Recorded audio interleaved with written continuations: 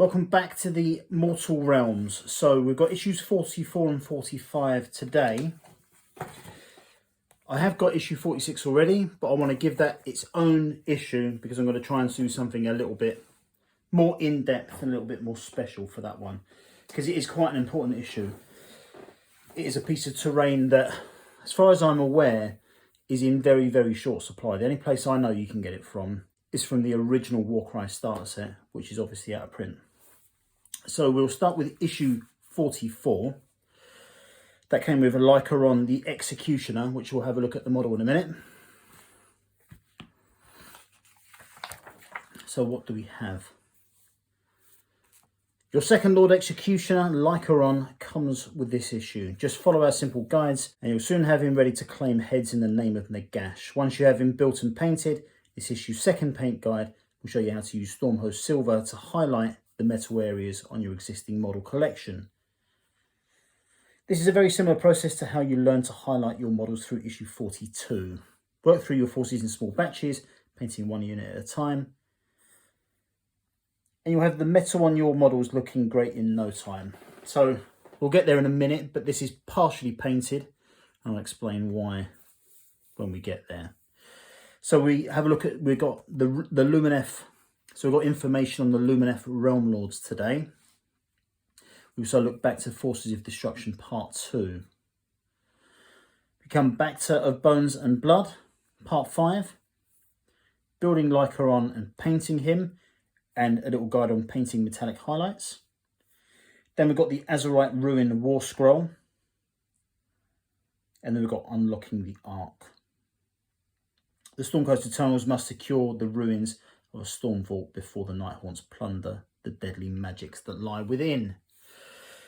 Okay, so the Lumineth Realm Lords. The Lumineth Realm Lords are the elven followers of twin gods Teclis and Tyrion. They hail from Hysh, the realm of light, and live in harmony with the nature spirits of the lands they inhabit.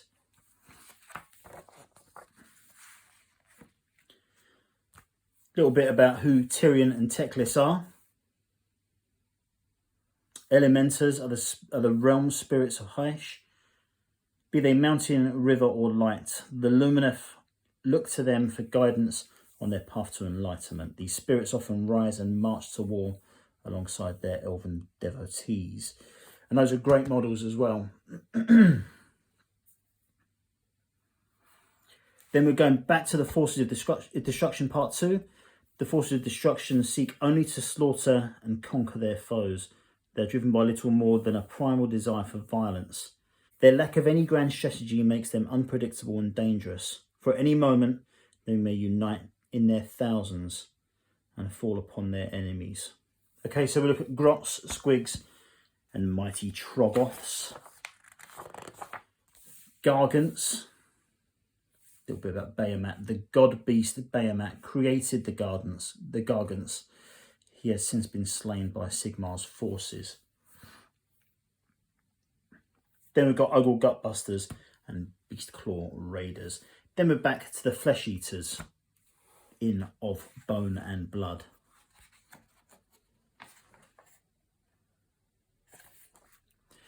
And we've got a bit of information on the Carrion Courts. Where famine and war run rife, mortals are driven to desperate acts in order to survive. Those who turn to cannibalism are forever cursed, devolving into hideous, hunched creatures. These desperate wretches often fall into the service of the mad vampires known as aberrants, joining their flesh-eater courts.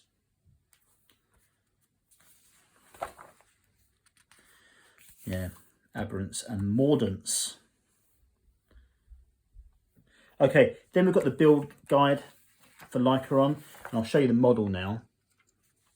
So this is at the very early this is at the very early stages of being painted. So all it's had is its coat of Corax white, lilac oxide, and then a dry brush of Corax white as well. So the reason I've done this one so far is because I wanted to test out my new airbrush. So my wife got me a cheapy airbrush for Christmas, and I did a video that I released the other day where I kind of recorded my first ever use of it, and I was really impressed actually. Now I did try and put lilac oxide through it. It gave a good coat, but I'm not sure if it's giving the effect that it should do. But yeah, so that is the model.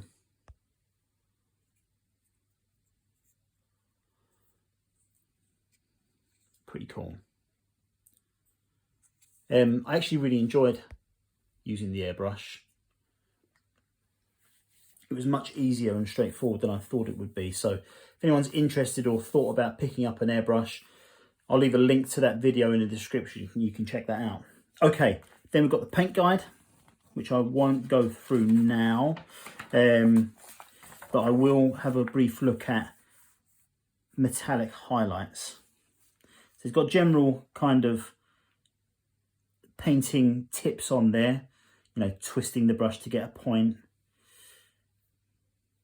how much paint you need on the brush, what happens if you use too much water, what happens if it dries on the palette and you cannot rehydrate it. And then it gives some pretty basic kind of areas from which to use it, where to highlight on models. Okay, so that's great. Now we've got a scenery war scroll. This war scroll contains rules for using Azurite ruins in your games. Though you can use Azurite ruins terrain features without them, these rules will add new dimension to your battlefield and help bring it to life. This tutorial explains how to set up your Azurite ruin terrain features before you begin playing a game of Warhammer Age of Sigmar. Read through the examples and ensure you understand how setting up these ruins works before playing your next game.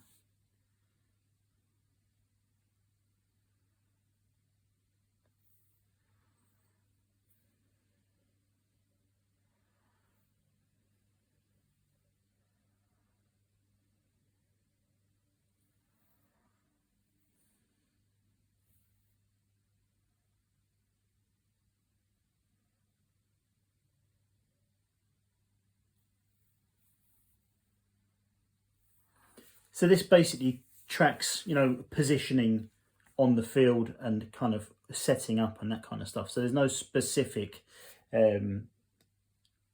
terrain rules. So if anyone who's into 40k and has picked up there's like a set of terrain cards that say this building is this, and you can use it for this, and you can replenish armor and blah blah, all these different things.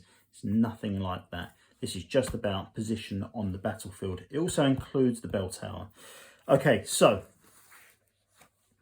securing the Ark. The Storm Vault, known as the Ark, was once a vast repository for forbidden knowledge, deadly magics and more. The Necroquake sundered the protective magic that sealed the vaults. Though many of the Ark's treasures have been plundered or destroyed, what remains must be secured. Okay, so the battle this week is objectives. And it's corner to corner. So there's 3, 1 in the middle, and 2 there.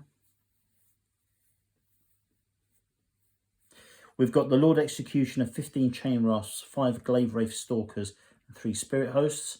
Okay, that's quite good actually. Yeah, we're back to just 1 mat. Up against the Lord Exorcist, 5 Sequitors, 3 Castigators, and 3 Griff Hounds.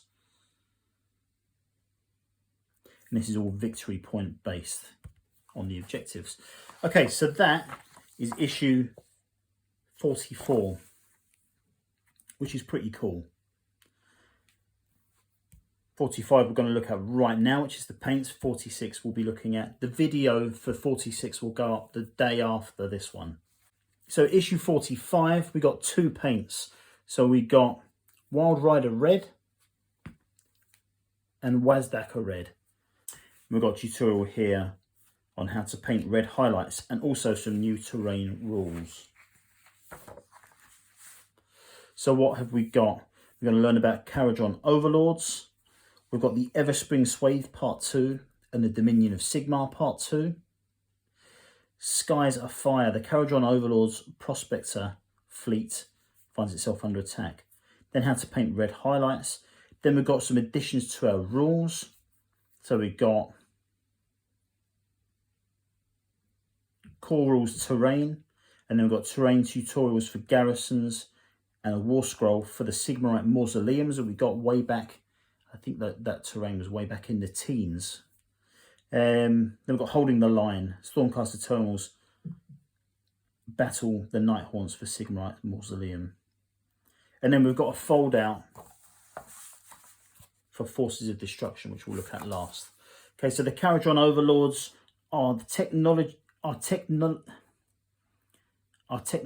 advanced, sky-faring Dwarden who prize profit above all else. They sail the clouds in metal-clad vessels, armed to the teeth with guns and bombs.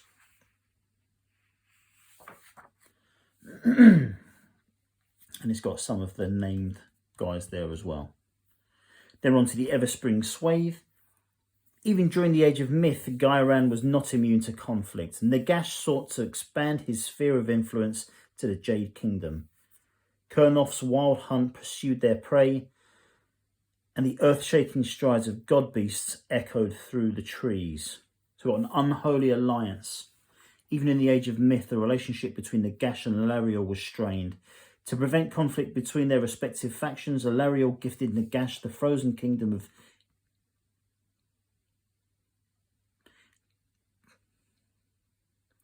Decrepita. This led to a truce between the two gods, and for a time, peace reigned. Nagash, however, remained unsatisfied with the bargain. He soon began to plot against the Everqueen. Their agreement would not hold for long.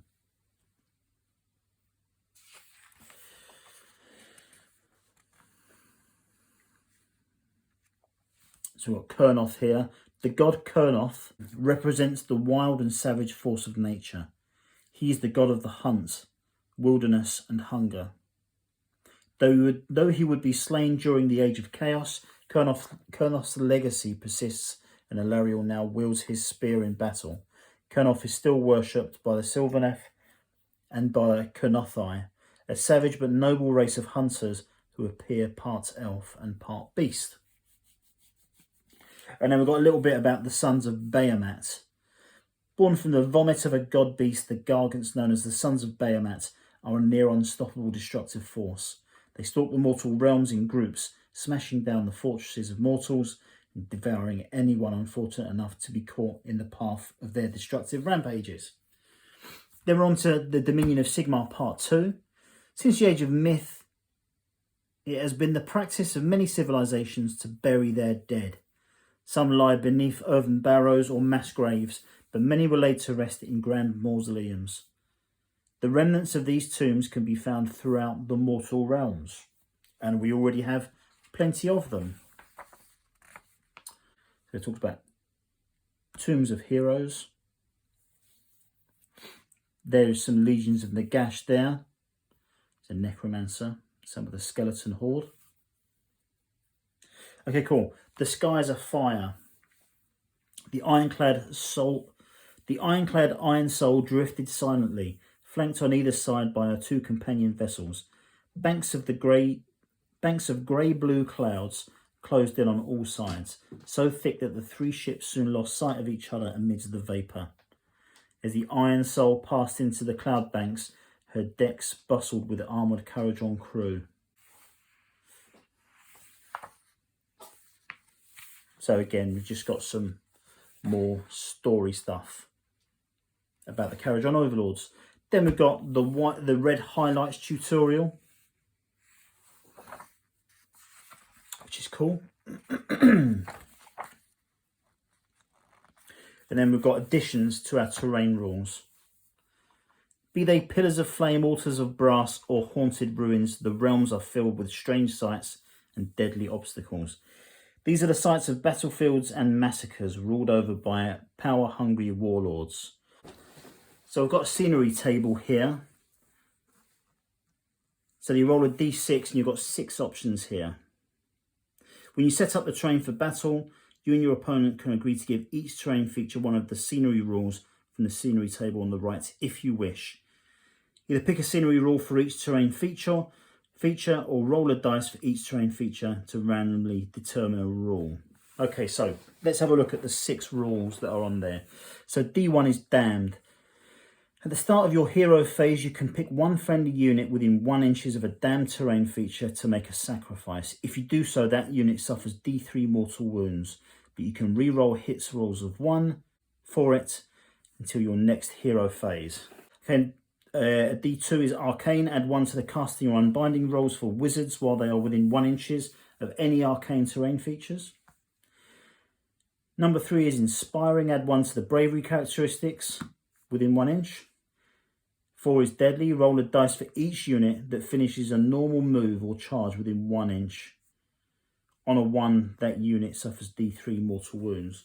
5 is Mystical. Roll a dice each time you allocate a wound or mortal wound to a model within 1 inch of the mystical terrain features. On a 6 up, the wound or mortal wound is negated. And then 6 is Sinister. Subtract 1 from the bravery characteristic of units while they are within 1 inch of any sinister terrain features. Information on garrisons. And again, more scenery tables. Deadly terrain, mystical terrain. So it's just explaining stuff that's in here, and as well as the garrisons. In Warhammer Age of Sigmar, some terrain features can be garrisoned by units, allowing them to benefit from cover while still shooting and fighting from inside. These examples show how units interact with a garrison during the game. Read through them before playing your next battle plan. Okay, more on that. And then we've got Scenery War Scroll for the Sigmarite Mausoleum. Just different ways to lay it out. That's quite cool, actually. Okay, Holding the Line. Xandria Agibolt's small force of warriors crouched low amidst the crumbling remains of a long-abandoned Sigmarite mausoleum. Somewhere before them, on a far side of the crypts, the night haunt stirred in force. So what do we have? Okay, so we've set up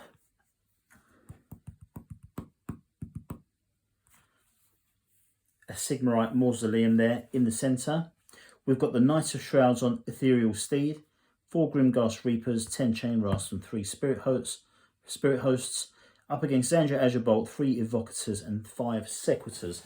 So again, really condensing this now. We've got a lot of models really for these games now, but really condensing things just so as we can get to grips with the new rules for terrain, which is a good idea. Very good. We also have some tokens that we can cut out for our scenery table.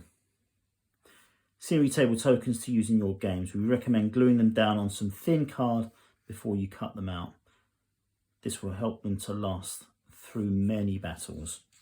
Okay, good. Right, so that is that. A very good issue. So the next issue we'll be looking at is issue 46, the Fallen Sigmar statue. And that video will be up within a day or so of this one. The reason I want to spend a bit more time on that is, number one, because it's very sought after. Number two, I want to see if I can put together some sort of assembly stuff and things like that. So yeah, that is coming out soon.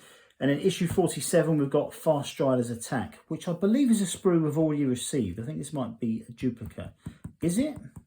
Oh, no, wait a minute. Maybe you can let me know in the comments. This might be another set of Underworlds models. I'm not sure. If you know, let me know in the description. But I've got a feeling this might be one of the Fast Striders from the Underworlds box. Anyway, guys, so I'm moving ahead. We haven't even looked at this yet, the Forces of Destruction. The Forces of Destruction seek conflict for conflict's sake. From towering gargant titans to diminutive cowardly grots, all are deadly in their own right. They pose a constant threat to the cities of humans, elves, Duardin, and the many other races that inhabit the mortal realms. Okay. So this is a Kraken Eater Mega Gargant. So, all right, so yeah, that's the Kraken Eater. This is a Gatebreaker Mega Gargant. We also have on here a Frost Lord. Leaders of the Beastclaw Raider tribes. They ride beasts drawn from the realm's coldest regions. That's awesome. That's really cool. Okay, on this side, we've got, again, some more destruction destruction, guys. So this one, only the largest and strongest of mega bosses possess the strength to batter a Maw Crusher into submission and ride it into battle. That is a terrific model.